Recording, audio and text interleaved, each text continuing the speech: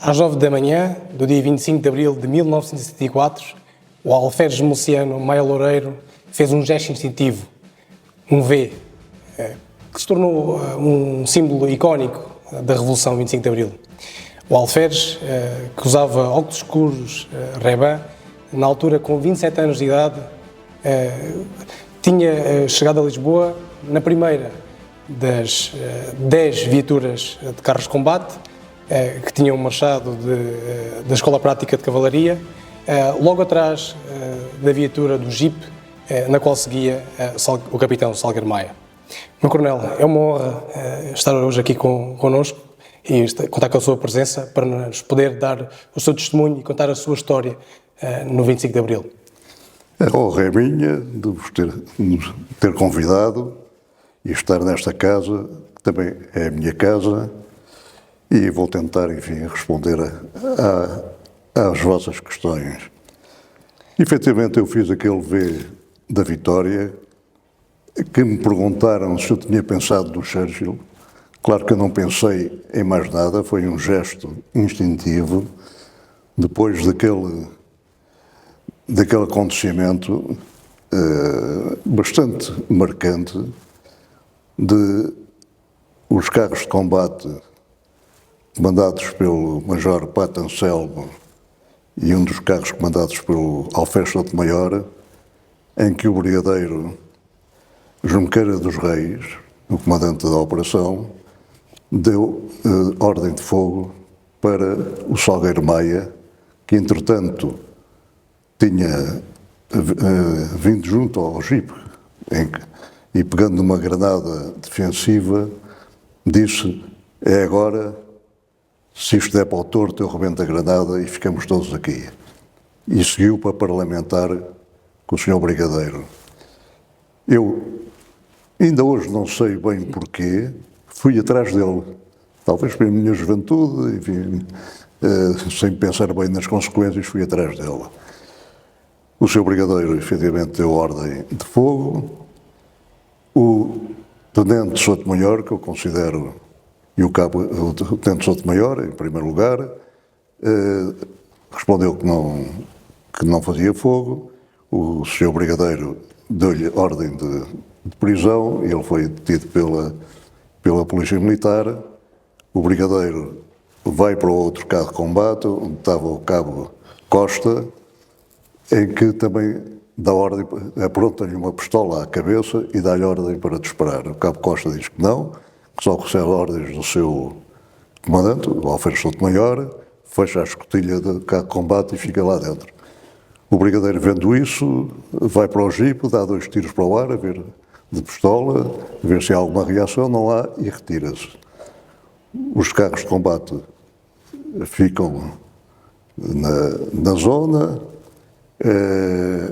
O Sr. Major Pato Anselmo, que estava fardado de uma maneira, enfim, estranha, porque estava de calções de montar da farda, bota de montar, uma camisola civil, e depois do fim vimos que ele levava também um anorak civil. O Maia, o capitão Salgueiro Maia, manda-me parlamentar com o Sr. Major Pato Anselmo. Eu vou ter com o Sr. Major, e o Sr. Major olha para mim com um ar arrogante e diz-me: vem parlamentar armado? Eu, pronto, voltei atrás, entreguei a arma, a minha pistola, a minha Walter, a um cabo, e voltei novamente ter com o Sr. Major Pato Anselmo. E ele diz-me outra vez com aquele ar dele: eu não parlamento com alferes. Eu aí já comecei a ficar um pouco incomodado, pá, enfim, e voltei atrás e disse: oh Maia, olha, ele não, diz que não parlamenta com alferes. Pronto, se não parlamenta com alferes, pá,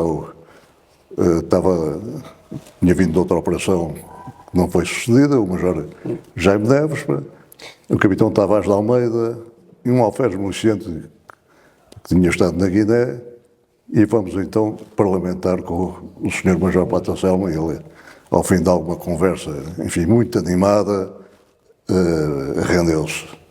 Rendeu-se e eu acompanho, eu e o capitão Tavares de Almeida acompanhamos, E ele é, no fundo, detido e fica de Machemito. Nesse momento, as peças dos carros de combate, dos PTM 47, voltam as peças para o rio e avançam na nossa direção. É aí que o Maia, nessa fotografia que eu estou a fazer, o V, está a morder os lábios de comoção, porque depois ele diz que teve a certeza que o 25 de Abril estava ganho e era imparável. Pronto, e foi assim essa cena do V da vitória. Foi um momento-chave. Momentos antes, na madrugada desse dia, quando rumou a Lisboa, deram início ao movimento. Qual era o estado de espírito dos militares, do meu coronel, na altura como alferes, mas também dos militares que o seguiam neste momento? Bom, primeiro vinham com todo o entusiasmo juvenil, depois daquilo que o Maia disse essencialmente aos cadetes do curso de auxiliares milicianos e instrumentos do curso de sargentos milicianos, se entusiasmaram, quiseram vir todos para Lisboa, depois daquilo que o Maia lhes tinha dito na sala Ribeiro de Carvalho, que terminou dizendo que havia estados, vários tipos de estados, estados cooperativos, estados socialistas, e o estado aqui chegou e vamos a Lisboa acabar com este estado. E todos, quem quiser, forma na parada e segue comigo. E todos vieram para a parada e foi preciso ratear, porque não havia lugar nas viaturas para todos. Portanto, havia um entusiasmo. No entanto, eu vinha na primeira viatura, como já foi dito, a EBR Panhar, na torre, acompanhado de um forreal excelente, o forreal miliciano Lutas, e vinha a pensar em várias coisas, se poderíamos ser detidos às portas de Lisboa, como foi a coluna do 16 de março, se poderia haver tiros, com todas as consequências que isso teria, se depois seríamos detidos pela PIDE da DGS, a Polícia Política do Regime, e principalmente pensando também na minha família, na minha mulher, que tinha uma filha de 4 anos, outra com apenas 6 meses, e também pensava nisso.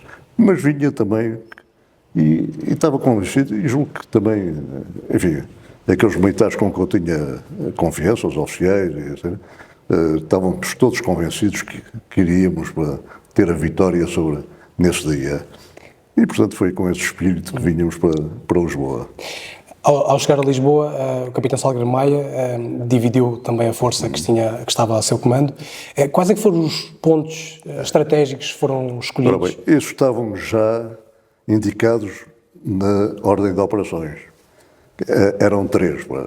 O Terreiro de Paço, com o nome de código Toledo, onde estavam os ministérios, principalmente aquele que nos mais interessava, que era o Ministério do Exército, o Banco de Portugal, onde estariam as divisas e a maior parte do ouro de Portugal, que tinha o código de Bruxelas, e a Rádio Marconi, também essencial, porque era um centro de comunicações tanto nacionais como internacionais. Tinha o código de Viena. Portanto, foram esses 3 locais que foram imediatamente ocupados pela tropa atiradora, portanto, a tropa apiada.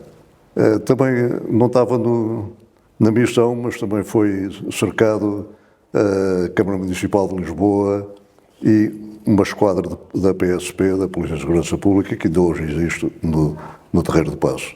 Mas os 3 fundamentais e que estavam na hora de operações eram Terreiro de Paço, Banco de Portugal e Rádio Marconi.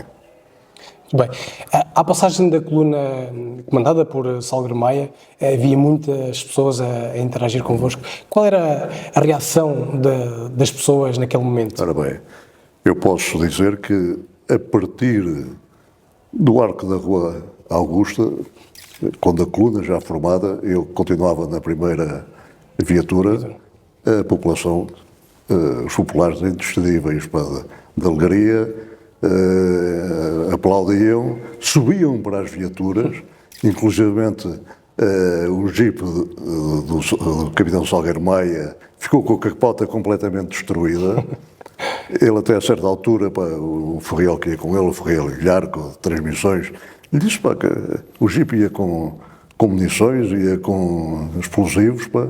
Aí o Maia teve um certo receio com tanta... Mas mesmo assim, pá, continuavam a subir para o Jeep. A minha viatura, a EBR, ficou cheia, pá, agarrados à peça, pendurados. Os condutores, tanto da Avante, que a EBR também tinha um inversor, não ficaram porque não havia ninguém que pudesse estar, mas ia-se lentamente porque a população punha-se à frente, gritava, aplaudia e até chegar ao Carmo, por exemplo, E precisamente, quando chegaram ao Largo do Carmo, como é que pode descrever aquele primeiro chegámos ao Largo do Carmo, o Maia posicionou as suas viaturas blindadas. A minha, por exemplo, ficou na rua Serpa Pinto, que faz cruzamento com o Largo do Chiado, com a peça apontada para o Largo de Camões, que já sabíamos que estavam aí, aquilo que sobrou das tropas do governo, que era com o Sr. Brigadeiro Junqueira dos Reis, que era um M47, pequena quantidade de tropas de Infantaria 1 e a da GNR. O Maia chama-me outra vez, pá, eu deixo esfiar a viatura, esse Ferreira Lutas, que é um extraordinário militar e grande conhecedor da viatura, e vou ter com o Maia. Os atiradores, aí é que entra a população, principalmente senhoras, que vão indicando aqui as portas do quartel do Carmo, em que poderia haver alguma saída, indicam e abrem janelas para os atiradores se colocarem, acessos aos telhados, indicam, por exemplo, o elevador de Santa Justa com uma bela visão sobre o quartel, portanto as senhoras... Foi aí também que sentiram claramente que a população estava... A população estava eufórica, apoiando completamente os nossos militares, dando vivas aos nossos militares, cantando o hino nacional. Também outro exemplo, as senhoras vieram com comida para darem aos soldados. Antes disso, e talvez seja interessante, é o caso dos cravos. Foi no Rossio, quando estávamos a trabalhar no Rossio, uma senhora chamada Celeste Caeiro, que era empregada de um restaurante na Rua Brancamp, que fechou nessa altura, e eles tinham uma comemoração e ofereceram as flores que tinham aos empregados. Ela veio para o Rossio, houve um soldado que lhe pediu um cigarro, ela disse que não tinha, mas que tinha o cravo e ofereceu. E o soldado põe o cravo na espingarda. Também as vendedoras que lá estavam começaram também a oferecer, e assim apareceram aqueles centenas de cravos, uns brancos, mas a maioria vermelhos. Portanto, aquilo do Carmo foi uma euforia grande, extraordinária, da população, que hoje ainda lembro com muita emoção aquilo que se passou aqui no Carmo, nesse aspecto. Uma questão mais dirigida ao meu coronel. Na altura, alferes miliciano do Exército Português, mas com o decorrer da vida acabou por terminar a sua carreira como oficial da Guarda Nacional Republicana. Como é que foi voltar novamente ao quartel do Carmo, mas numa outra condição, num outro contexto? Bom, isso então, já nos finais de 74, eu já pela minha idade, isto, tinha intenção, efetivamente, de vir para a Guarda Nacional Republicana. E por vários motivos, o motivo era os cavalos. Eu sempre desde de miúdo montava e eram os cavalos. Só que para a Guarda Nacional Republicana não houve concursos, só passados 6 anos é que houve, e foi o Maia que me disse, olha, eu tenho aqui no jornal a abertura de um concurso para a Guarda Fiscal. Eu, Guarda Fiscal, eu sabia que tinha tido um bisavô que foi tenente na Guarda Fiscal, um avô que eu não conhecia, porque ele morreu muito cedo, esteve lá ali, etc., na Primeira Guerra, que também estava na Guarda Fiscal, mas não era, enfim, não era aquilo sabia que era militar, que a Guarda Fiscal era uma instituição militar, mas não era bem aquilo que pretendia. E vim para a Guarda Fiscal e como se diz, vesti a camisola da Guarda Fiscal. Até que, em 93, a Guarda Fiscal foi extinta e finalmente vim para a Guarda Nacional Republicana, passados estes anos todos, vim para a Guarda Nacional Republicana com todo o prazer. Fiquei, apesar de ser de cavalaria, fiquei na Brigada Fiscal, que era a continuação da Guarda Fiscal, no fundo. Fui segundo comandante da Brigada Fiscal.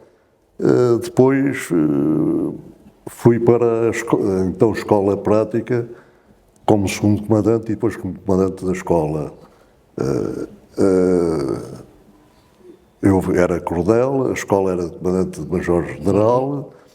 Nessa altura o senhor general-comandante era o general Morato Nunes, que me disse: vais ser o comandante, mas se vier um major-general já sabes para que terás que, enfim, dar o lugar ao major-general. Foi um ano e tal, quase 2 anos a comandar. Efetivamente depois veio um senhor major-general, o general Morato Nunes chamou-me e disse: pronto, mas eu sei, quase tenho a certeza, diz-me ele, tu não queres ser segundo comandante depois de ter sido comandante. Portanto, eu tenho um lugar para ti, um lugar que foi, enfim, decidido entre mim e o chefe de Estado-Maior do Exército, que vais ser o primeiro coronel a ir para a Academia Militar. O que é que achas? Meu general, já, vou já. Não fui já, porque, enfim, quiseram fazer lá um gabinete muito especial para mim, que era o primeiro coronel, e passei 5 anos na Academia, que para mim deu um grande prazer, porque fui tratado de uma maneira extraordinária. Houve até um senhor general da Academia, comandante da Academia, diz: bom, eu era para ter entrado em 64, mas por várias razões familiares não entrei, fui para a faculdade. Disse: não tiveste cá na altura de vida, mas fizeste aqui 5 anos. É como se tivesses o curso, e é a tua casa. E curiosamente, um local de referência para quer da Guarda Nacional Republicana, quer do Exército Português. Exatamente. Portanto, tive esse prazer e esse orgulho de estar na Academia Militar, enfim, estando em contacto com os cadetes. Estamos também quase a terminar, mas não posso deixar de lhe perguntar, passados estes 50 anos, como é que vê o 25 de Abril nos dias de hoje? Ora bem, o 25 de Abril, como sabe, foi feito para terminar com um regime opressivo, ditatorial, anacrónico, que limitava extraordinariamente as liberdades e, principalmente, a existência da guerra colonial. O 25 de Abril foi feito exatamente para terminar com esse estado de coisas, como diria o falecido Salgueiro Maia, e dar ao povo, finalmente, a liberdade, com tudo o que isso significa, a democracia. Como alguém disse, é o pior dos regimes, exceto todos os outros, e dar a democracia com os seus defeitos, mas que é aquilo que temos hoje.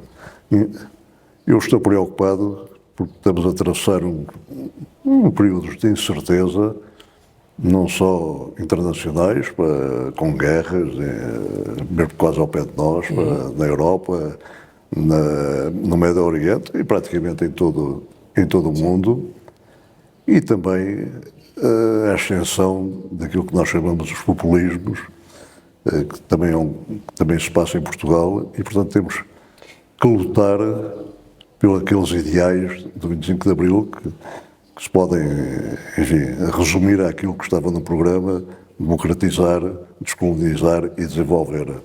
Por isso, hoje temos, nestes períodos preocupantes, temos que estar atentos e lutar por isso, para que a democracia continue e se desenvolva, e como disse Lincoln, que seja um governo do povo, para o povo e pelo povo. Coronel, muito obrigado pelo seu testemunho, foi um gosto. Eu que agradeço esta honra que tive em estar aqui nesta casa e poder responder a algumas perguntas. Muito obrigado. Muito obrigado também. Um enorme honra.